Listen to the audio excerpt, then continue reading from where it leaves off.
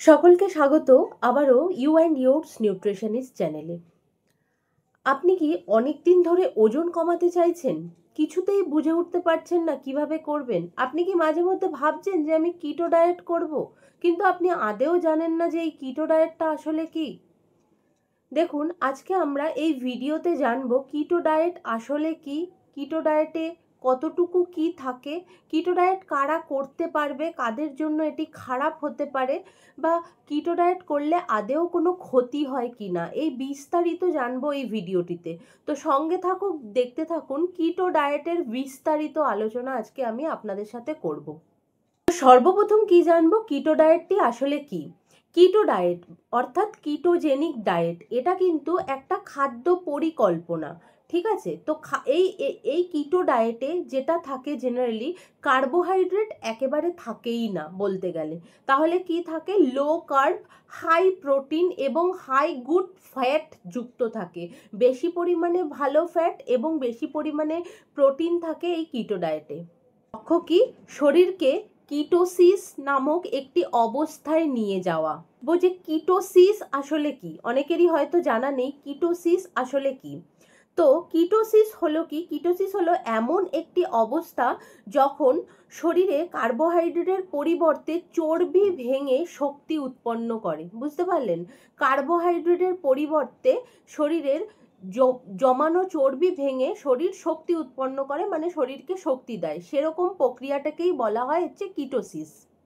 একটা জিনিস খুব ইম্পর্টেন্ট, যেরকম ধরুন আমরা যখন কার্বোহাইড্রেট যুক্ত খাবার খাই, যেরকম ভাত, আটা, রুটি, ম্যাগি, চিড়ে, এগুলো কি করে? এগুলো ব্রেকডাউন হয়ে ভেঙে আমাদের শরীরে কিন্তু গ্লুকোজ হিসেবে যায়।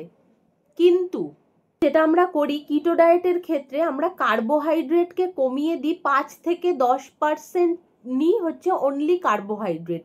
সেই ক্ষেত্রে অতিরিক্ত মাত্রায় নিই ফ্যাট নিই 70 থেকে 75%। এতে কি হয়? শরীর গ্লুকোজ না পেয়ে চর্বি ভাঙা শুরু করে। আপনার শরীর যখন গ্লুকোজ পাবে না, অটোমেটিক্যালি কি করবে? আপনার বডির চর্বিগুলোকে কিন্তু ভাঙতে শুরু করবে। এই যে চর্বি ভাঙার প্রক্রিয়াটাকেই বলা হয় কিটোন বডিজ। দেখুন, কিটো ডায়েটের ক্ষেত্রে কি হয়? আমরা কার্বোহাইড্রেটকে কিন্তু কমিয়ে দিই, মিনিমাম 5 থেকে 10% কার্বোহাইড্রেট আমাদের খাদ্য তালিকায় থাকে। তার বদলে কি থাকে? প্রোটিন এবং গুড ফ্যাট, সেটা মিনিমাম থাকে 70 থেকে 75%। এবার কি হচ্ছে? যখন আমরা কার্বোহাইড্রেটকে কমিয়ে দিচ্ছি, তখন জেনারেলি আমাদের শরীরে গ্লুকোজ পৌঁছাচ্ছে না, অটোমেটিক্যালি কি করে? শরীর কিন্তু আপনার ফ্যাটকে ব্রেকডাউন করা শুরু করে এবং উৎপন্ন করে কি? কিটোন বডিজ উৎপন্ন করে। এবং এই কিটোন বডিজ কি করে? শক্তির উৎস হিসেবে কিন্তু কাজ করে হচ্ছে এই কিটোন বডিজ। এবার প্রশ্ন হলো যে কিটো ডায়েট কিভাবে কাজ করে। তো এটা নিয়ে এবার আমি আলোচনাটা করব।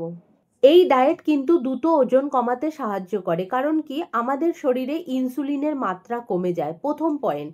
দ্বিতীয় পয়েন্ট যেটা হয় সেটা হচ্ছে আমাদের যে খিদে বা আমাদের যে একটা হাংরিনেস, সেটা কিন্তু কমে যায়। এবং কি হয়? এবং হচ্ছে শরীর মজুদ চর্বিকে ভাঙতে শুরু করে। শরীরে যে উপস্থিত যে চর্বিগুলো, সেটা অটোমেটিক্যালি কিন্তু ভাঙতে শুরু করে। তবে একটা জিনিস মনে রাখবেন, এটা কিন্তু কোনো ম্যাজিক ডায়েট নয়। যদি সঠিকভাবে আপনারা না করেন, মানে এই জিনিসটা যদি সঠিক ওয়েতে না করেন, তাহলে কিন্তু আপনার ক্ষতি পর্যন্ত হতে পারে এই কিটো ডায়েটের ফলে।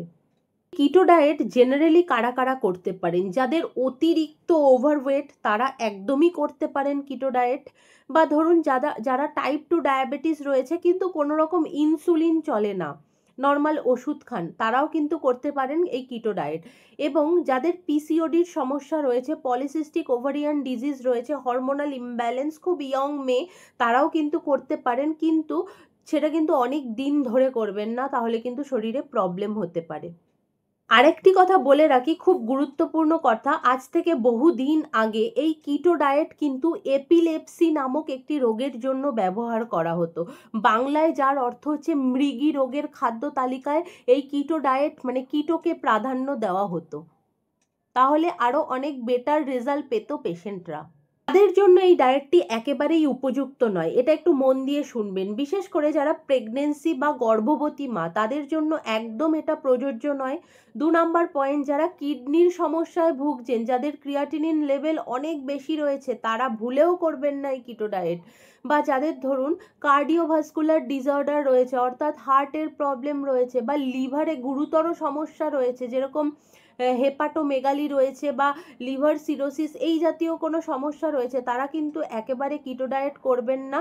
এবং আরেকজন ব্যক্তি যারা দীর্ঘ সময় ধরে ডায়েট মানতে পারেন না, কিটো ডায়েটটা মানলে একটা নির্দিষ্ট টাইম, 20 দিন 25 দিন, এর বেশি কন্টিনিউ করা কিন্তু কখনোই ঠিক নয়। দেখুন, একটা কথা আমি সবসময় বলবো, নিজে নিজে একদম ওজন কমানোর লোভে কিটো ডায়েট কিন্তু শুরু করবেন না। সেই ক্ষেত্রে যে কোনো ভালো ডক্টর অথবা ডায়েটিশিয়ানের পরামর্শ নিয়ে তার আন্ডারে থেকে করবেন, সেটা সবসময় আপনার জন্য ভালো হবে।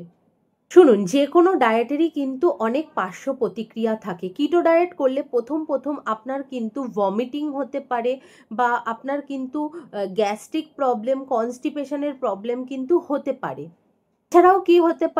এছাড়াও হতে পারে আপনার বমি ভাব হতে পারে, আপনার প্রচণ্ড গ্যাসের প্রবলেম হতে পারে, আপনার কনস্টিপেশন হতে পারে, এছাড়াও আপনার ক্লান্তি, মাথা ধরা, এই জাতীয় সমস্যাগুলো কিন্তু হতে পারে।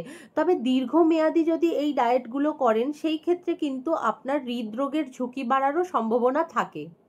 তাই বলবো, আপনারা একটু দায়িত্বশীলভাবে এই খাদ্য তালিকাটা মেনটেন করবেন। আপনারা এই ডায়েটটা মেনটেন করার সময় পর্যাপ্ত পরিমাণে জল রাখবেন খাদ্য তালিকায়, এবং সবথেকে ইম্পর্টেন্ট, ভিটামিনকে প্রাধান্য দিয়ে ডায়েটটা করবেন।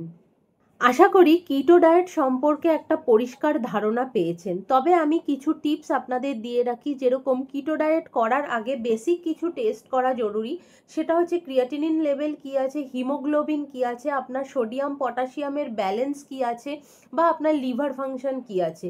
এই জিনিসগুলো কিন্তু বেসিক দেখা জরুরি, আপনি যদি কিটো ডায়েট করতে চান বা চাইছেন, এরকম যদি ভাবেন।